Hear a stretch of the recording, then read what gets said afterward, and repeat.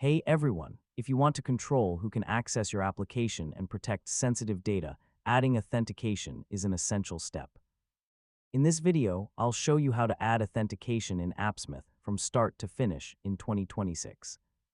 First, sign in to your Appsmith account and open the application where you want to add authentication. If you're using an external identity provider, gather the required configuration information beforehand. This may include client IDs, client secrets, callback URLs, domain information, certificates, or provider-specific credentials. Carefully enter the required authentication settings. Double-check all configuration values to avoid connection or login problems later.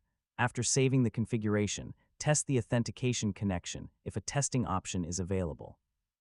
Verify that Appsmith can communicate successfully with the selected identity provider.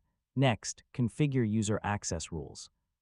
Determine which users, groups, or roles should be allowed to access the application, and that's how to add authentication in Appsmith in 2026.